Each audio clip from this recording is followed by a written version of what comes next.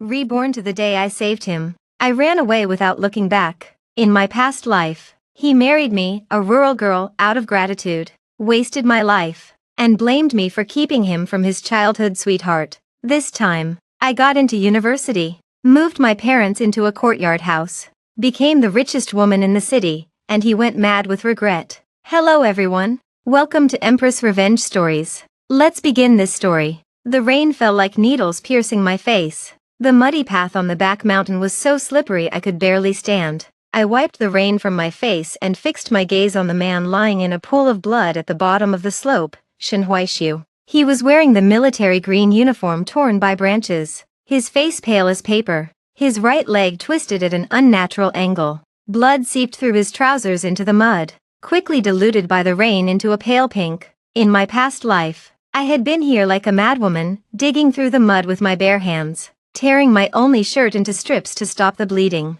and carrying him on my back over 2 mountains. Because I saved him, I missed the life-changing college entrance exam. Because he was grateful, he married me, but he resented me for the rest of my life. I would never forget. In that suffocating compound, his eyes were full of tenderness when he looked at Su Qingwan, but when he turned to me, there was only cold disgust. He said, "Lin man, without that accident, I would never have married a country girl who can't even recognize English words." The thunder pulled me back to reality. I stared coldly at the unconscious Shin Huaishu at the bottom of the ravine, and the suffocating pain in my chest had vanished. I crouched down slowly and picked up the crumpled admission ticket from the mud. My fingers trembled, not from fear, but from excitement. There was still an hour and a half before the exam. If I cut across the back mountain and took the shortcut to the county high school, I could still make it. I didn't jump down and call his name like I had before. I just stood up calmly, tucked the ticket into my inner pocket, and turned onto another path. Shin Huaishu, your childhood sweetheart will come to save you. Whether your leg survives is up to fate. I ran as fast as I could, my lungs burning like fire. By the time the rain stopped, I was standing at the gate of the county high school. The gatekeeper frowned at my mud-soaked, disheveled appearance and checked my admission ticket repeatedly before letting me in. The moment I stepped into the exam hall, the only sound was the scratching of pencils on paper. I sat down, looked at the familiar geometry problems and algebraic formulas on the paper, and my eyes burned. I had done these problems countless times in my past life, in the dim kitchen light, after I married into the Shin family, secretly studying to catch up with him. He thought I only knew how to feed chickens and farm, but he never knew how desperately I wanted that university acceptance letter. When the last exam was over, I walked out of the school. The setting sun stretched long shadows across the gate. "Lin man, where have you been, you dead girl?" As soon as I stepped out, I ran straight into my aunt, Wang Jinggui. She stood with her hands on her hips, her jowls trembling, and reached out to grab my ear. "Your father fell and broke his leg working in the mountains. The whole family's been looking for you, and you sneaked into town to take the exam. You ungrateful jinx." I shook off her hand, my gaze cold enough to freeze her in place. "Auntie, if my father fell, why do you have time to wait for me at the school gate?" I stared into her eyes and asked, word by word, "Are you afraid that if I get into university, you won't be able to use my bride price to buy a wife for my cousin?" Wang Jinggui jumped like a cat whose tail had been stepped on. "What nonsense are you talking about? Your deadbeat father is lying in the clinic needing money for treatment. You come with me right now. That cripple Wang from Wangjia village is willing to pay 200 yuan in betrothal gifts, just enough to cover your father's hospital fees." 200 yuan. Cripple Wang. In my past life, after I saved Shin Huaishu, my father had also been injured. Wang Jinggui had lied to me the same way, tricking me into marrying that abusive cripple to save my father. Later, when Shin Huaishu came with gifts to propose, Wang Jinggui changed her tune, accepted the Shin family's lavish betrothal gifts, and secretly wrote to people in the compound that I had loose morals and had only schemed my way into the city by trapping Shin Huaishu. "I'll earn the money myself, and I don't need your help with my father's injury." I pushed past her and headed straight for the county clinic. At the clinic entrance, I saw my mother, Lu Tsuefan, sitting on a bench in the hallway wiping her tears. My father, Lin Jianye, lay on the hospital bed with his right leg in a cast. "Warner, you're finally back." My mother grabbed me as soon as she saw me. "Don't listen to your aunt. Even if I have to sell the old house, I won't sell you to the Wangs. My heart ached. I held my mother's rough hands. In this life, I would not only leave the mountains, I would take them both with me. Mom, don't worry. I did well on the exam. We'll find a way. Just then, a commotion came from the end of the clinic hallway. Several men in uniform rushed a stretcher toward the operating room. Hurry. The patient's lost too much blood, severe necrosis in the leg tissue. Notify the OR for emergency debridement. I turned aside and looked through the gap in the crowd. On the stretcher was the face I knew too well, Shin Huaishu. Eyes shut, his clothes torn. His right leg, which had only been fractured before, was now a terrifying purplish black from prolonged oxygen deprivation in the muddy water. Sobbing beside the stretcher, her face streaked with tears, was Su Qingwan. She was still clean, with only a speck of mud on her sleeve, crying, "Brother Huaishu, don't scare me. I didn't mean to find you so late." I stood in the shadows and looked away coldly. Su Qingwan had gone to save him after all. But in this life, she didn't have my endurance or strength. She was too afraid of getting dirty and tired, wandering the mountain for too long, only daring to go down to the ravine after the rain stopped. Shin Huaishu's pride, his leg, would likely be ruined. I turned and walked into my father's room. From my pocket, I pulled out the dozens of yuan I'd saved from writing submissions over the past 2 years. "Mom, use this to pay the bill. I'll figure out the rest." It was the summer of 1979, and the wind carried the smell of earth. As I walked out of the clinic, I heard Su Qingwan's desperate screams outside the operating room. The doctors had said that even if Shin Huaishu's legs survived, he would limp for the rest of his life. I looked toward the distance, toward the capital. "Shin Huaishu, in your past life, you said I wasn't good enough for you. That Su Qingwan was your true match. Now I've given her the title of your savior. In this life, the two of you can drown together in this mud, and I, Lin Man, will go and claim the courtyard house that belongs to me, and rise to a height you will never reach." The clinic hallway smelled of disinfectant. The crying from the room next to my father's went on for most of the night. I didn't sleep. I sat by my father's bedside, calculating on a draft paper with a pen. My father looked at me, his eyes full of guilt. "Warner, it's all my fault. I fell at the worst time and messed up your chance to go back and estimate your score. If it really doesn't work out, Dad, I already estimated my score." I interrupted, peeling a boiled egg for him. "Getting into Jingda is no problem. As for the money, don't listen to Auntie's nonsense. The newspaper I sent my writing to replied, besides the payment, they want more articles. As long as I work hard, your medical bills and my tuition will be covered." I wasn't lying. In my past life, during those idle years in the Shin household, I had read every foreign newspaper and literary classic in Shin Huaishu's study. In this life, all that accumulated knowledge became my strongest weapon. Just then, the door burst open. Wang Jinggue barged in with a heavy-set man in a wrinkled cotton shirt. "Lin Man." Still daydreaming, Wang Jinggue pointed at the man behind her, her face full of flattery. "This is Comrade Wang from Wangjia village. He heard you finished the exam and brought the betrothal money, 200 yuan. Don't you want your father's leg fixed?" The so-called Comrade Wang looked me up and down, his gaze slimy and nauseating. "Lin Man, just say yes, and the money goes straight to the hospital. Once you're in my family, you'll be a public servant's wife."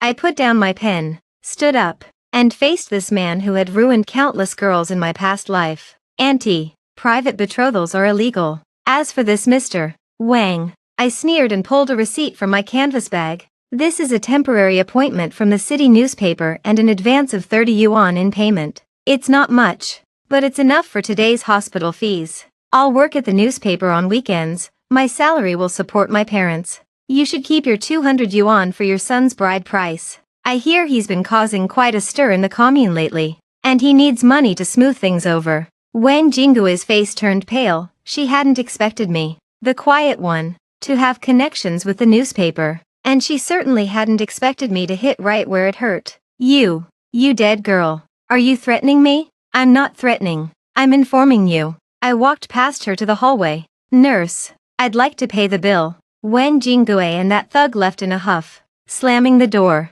But I knew this was only the beginning. Half a month later, the exam results came out. I was the first student in the entire commune to get into Jingda. The whole village was in an uproar. The party secretary came personally with a red flower of honor. And even the county education bureau sent people. Just as the crowd was at its peak in front of my house, two black Hongqi sedans slowly pulled up at the muddy village entrance. The doors opened. Su Qingwan helped Shen Huaishu, leaning on a cane, his face dark, out of the car. Behind them came Shen Huaishu's mother, the same woman who, in my past life, had looked at me like I was trash. Shen Huaishu's right leg was shorter now, and his body tilted to one side when he walked. The sharp, commanding presence he once had was gone, replaced by a bitter defeat. Lin man. Shen Huaishu looked at me through the fence, his voice hoarse. Su Qingwan clung tightly to his arm, her eyes full of wariness and a hint of barely hidden relief. She thought she had won,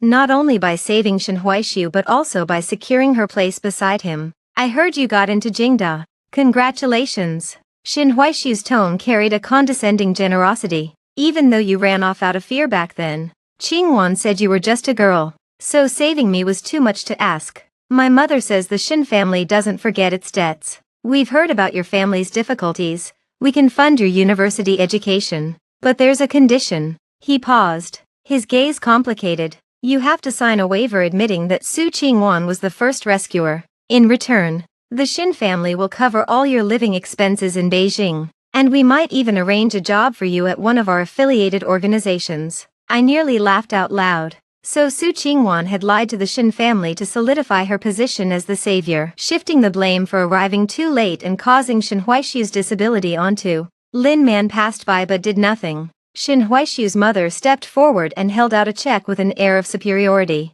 Miss Lin, you should be content. A country girl like you can't stand on your own in Beijing. Sign it, and the Shen family will be your backing. I didn't take the paper. Instead, I looked at Shen Huaishu and asked calmly, Shen Huaishu, you think Su Qingwan saved you, so you owe her your gratitude, right? He frowned. That's none of your business. It isn't. I spread my hands and showed my Jingda acceptance letter, but I don't need anyone's charity. As for how Miss Su saved you, that's your own legend. As for me, I'll make my own way to Beijing. As for the Shen family's backing, I can't afford it, and I don't want it. Are you crazy? Su Qingwan shrieked. 2,000 yuan. You've never seen that much money in your life. I'll earn it myself. I looked at her coldly. Su Qingwan, the web of lies will tear sooner or later. I hope you can still hold his cane with peace of mind then. Shen Huaishu's face turned ashen. He stared at me, trying to find a flaw in my composure.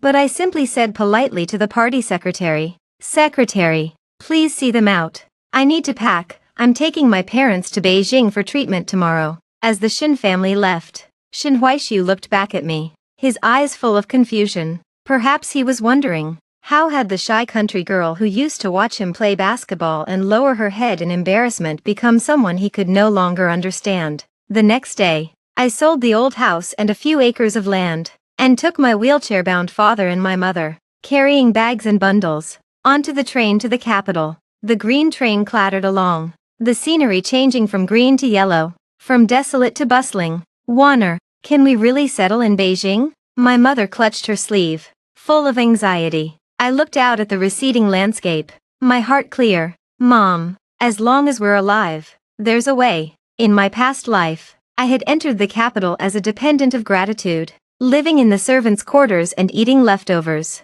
In this life, I would buy the finest courtyard house in the city with my own hands, and make the Lin family name shine on the capital's honor roll. Shen Huaishu, your crippled leg and your childhood sweetheart, those will be your punishment.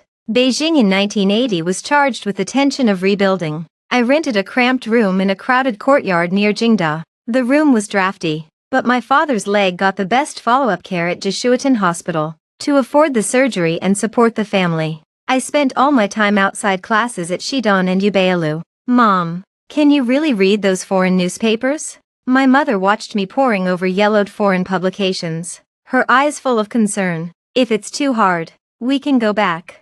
Don't push yourself. I put down my pen and pointed at an article about trade policy. Mom, this isn't just paper, it's a stepping stone. In my past life, Shen Huaishu had forced me to learn English and socialize with foreign guests to erase my country bumpkin image. He never imagined that the tools he used to humiliate me would become my sharpest weapons. In my sophomore year, with fluent spoken English and a sharp instinct for international trade. I passed the Municipal Foreign Trade Bureau's temporary translator exam. Lynn, the German delegation has extremely high standards for mechanical parameters. Are you sure you can handle it? The team leader looked at me, a young woman far too young for the job, with skepticism. I didn't answer. Instead, in fluent German, I accurately repeated the complaints they had just muttered among themselves. The leader's face went from doubt to elation. The negotiation lasted 6 hours. When the German representative signed the contract with satisfaction,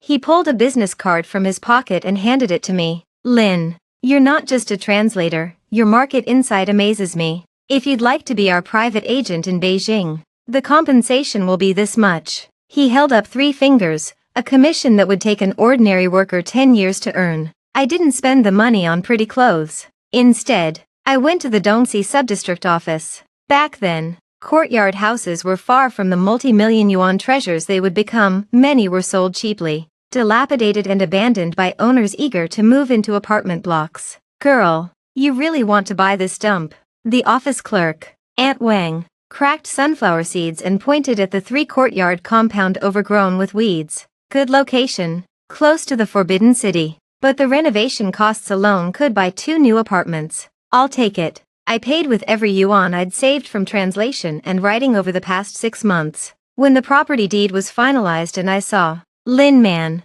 on it, my hands trembled. In my past life, Shin Huaishu had always said that compound was his home, and I was just a dependent outsider. This was my home, a root I had planted in Beijing with my own hands. On moving day, a few carts stopped at the alley entrance. I helped my father, now able to walk slowly with a cane, step into the Lin family's new home. My mother touched the pomegranate tree in the yard and burst into tears. Lin Man, a hesitant, hoarse voice came from behind. I turned and saw Shin Huaishu standing miserably in the shadows of the alley. He wore a faded gray coat, his right leg's disability making his posture crooked. His once straight back was now hunched. Su Qingwan followed him, carrying a basket of dried sweet potatoes, her face worn, a far cry from the elegant young lady of the compound. It really is you. Shin Huaishu looked at the grand courtyard house, then at my well-tailored wool coat. His expression shifted from shock to a twisted complexity.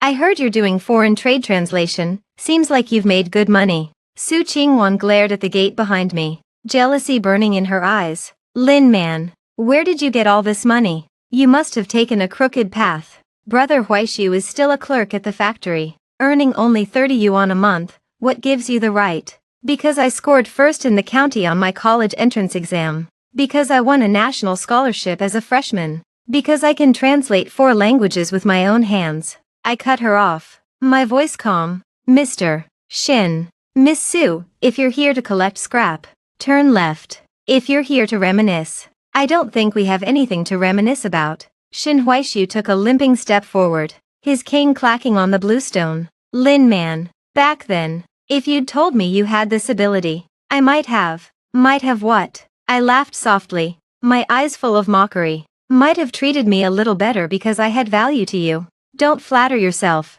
Shin Huaishu. You just regret not choosing someone who could bring you more benefit. You've changed. He gritted his teeth, his face pale. You've become mercenary and cold. You used to be so kind. Kindness is for people, not for those who scheme against me. I looked coldly at Su Qingwan. Miss Su, when you rushed to claim the role of savior, you should have expected this day. Even a fallen camel is bigger than a horse. How come you look so poor? Su Qingwan went pale. She did regret it. She had thought saving Shin Huaishu would marry her into wealth. But he had become crippled. Old Master Shin had lost his spirit, and the family's influence had quickly crumbled. Now she not only had to tend to Shin Huaishu's moods but also endure his mother's constant criticism. Let's go. Shin Huaishu turned abruptly, but his bad leg gave way, and he fell into the mud. Su Qingwan screamed and tried to help, but he shoved her aside. Sitting on the ground, he stared at the bricks beneath my feet, his pride shattered in a way I had longed to see in my past life but never had.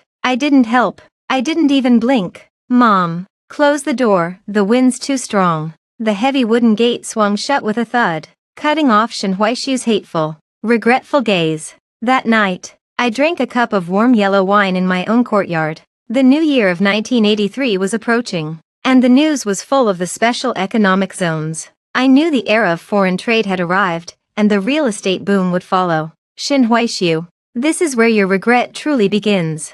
For now, you can still work as a clerk. But in a few years, when you see that the country woman you looked down on has become a business titan you can never reach, that will be your true hell. In the winter of 1988, the first snow of the year fell early over Beijing. I sat high up in a newly built office building outside Jiangguimen, holding a cup of freshly brewed coffee. Through the floor-to-ceiling window, the traffic on Chang'an Avenue flowed like a ribbon of light. My secretary came in with an invitation. Ms. Lin, here's the guest list for the city's economic and trade networking dinner. I scanned the long list of names and found one I had nearly forgotten, Shen Huaishu. His title was Deputy Section Chief of a state-owned agricultural machinery factory on the verge of bankruptcy. My name was at the top of the first page. Chairman, Lin's Trading Group. The dinner was held at the Friendship Hotel, where crystal chandeliers dazzled the eye. I wore a tailored navy wool dress, my hair neatly pinned up, surrounded by bank presidents and foreign investors. Ms. Lin. A pleasure. A senior official approached with a glass of wine. After a few pleasantries, he pointed to a figure in a corner. That's old Shen's youngest son, isn't it? I hear his factory is doing badly. He's been going around begging for loans. I followed his gaze. Shen Huaishi was hunched over, lighting a cigarette for a portly official. He still leaned on that black cane, but his movements were clumsy and desperate. His face was bloated from years of drinking and disappointment. Those once cold, proud eyes now held only flattery and the grime of the mundane world. Su Qingwan stood beside him in an outdated synthetic cheongsam, still trying to maintain some dignity, but unable to hide the exhaustion and resentment in her eyes. I looked away, took a sip of wine, and was about to leave when Su Qingwan's sharp voice cut through the noise. Lin Man. You're Lin Man. Heads turned. Shen Huaishu looked up sharply when he saw me.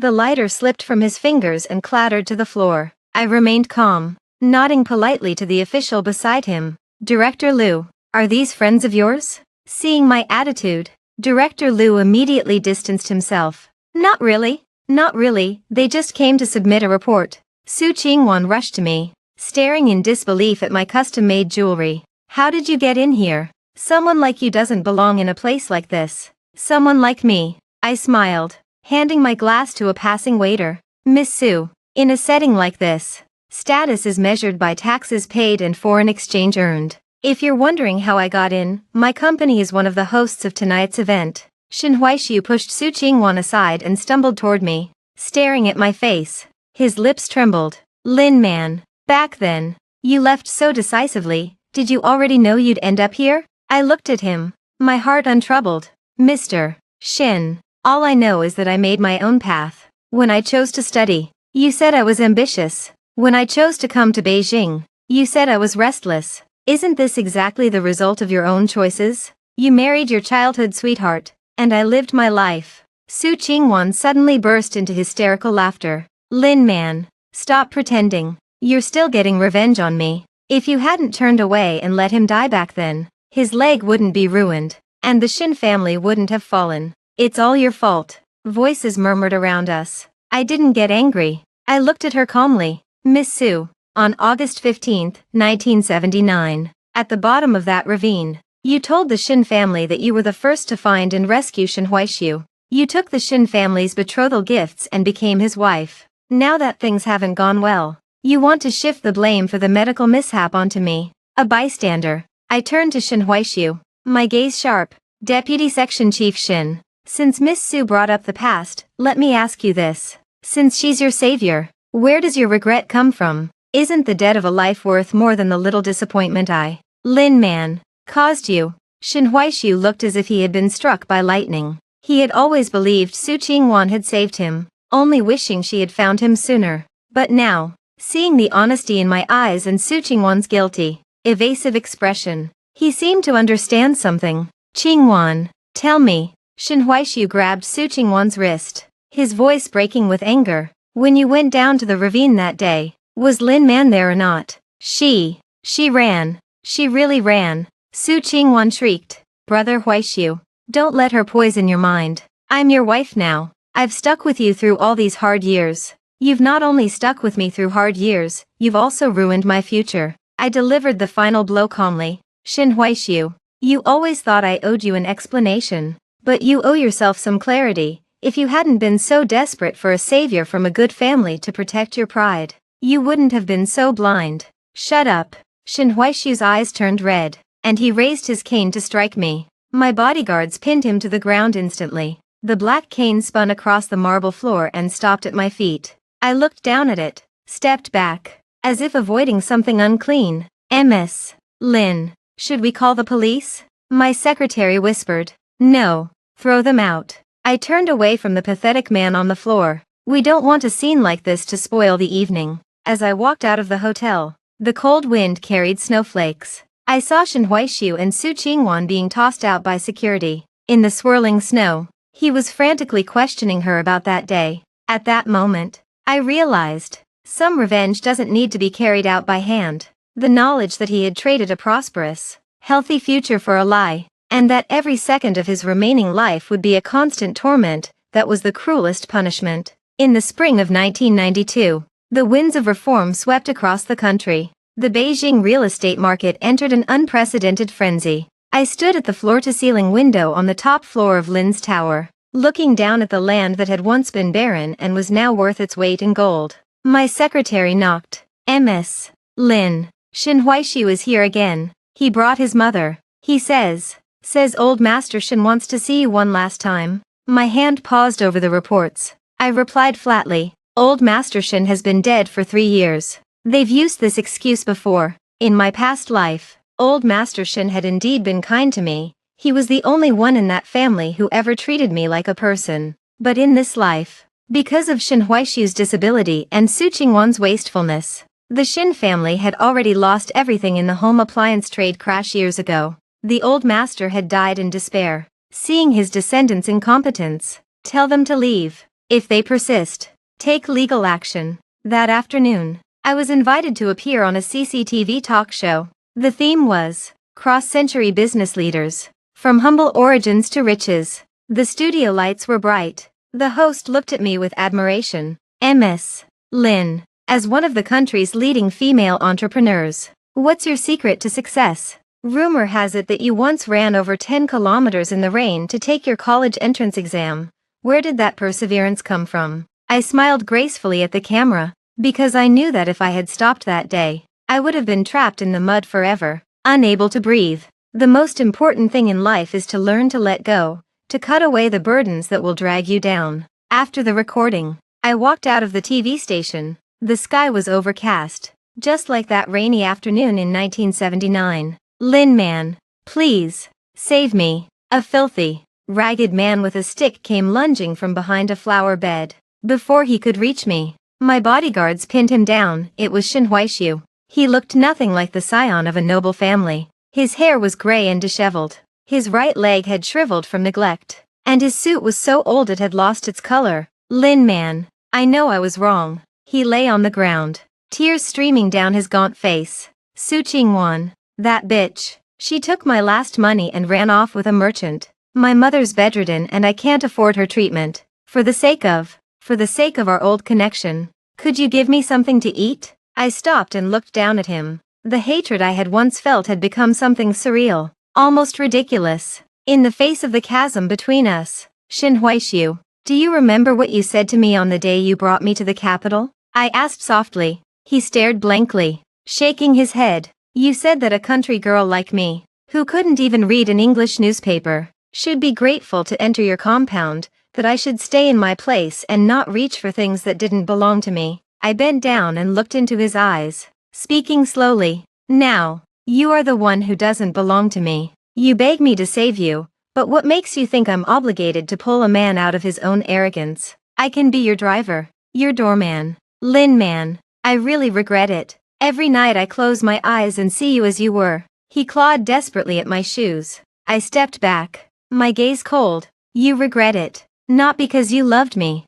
but because you realize you didn't just lose a woman, you lost a gold mine, a chance to stand tall again. That kind of cheap sentiment is for Su Qingwan to bear, not me. I turned to my bodyguard. Give him 100 yuan, Call it a kindness for old time's sake. From now on, act as if we've never met. The 100 yuan fluttered down before Shen Huaishu. He stared at the bill spinning in the wind, as if his last backbone had been pulled out, and collapsed on the pavement, letting out a beast-like howl of anguish. I sat in the back of my stretch Lincoln. The window rose slowly, sealing out the noise. My mother sent a message. The pomegranates in the courtyard were ripe, and I should come home early for dinner. Back in that sprawling courtyard house, my father was playing chess under the grape trellis, his face full of life. I took off my expensive coat, tied on an apron, and walked into the kitchen. Outside, the setting sun was blazing red. Shen Huaishu, in the end, you lived as a worm in the mud of your own regret.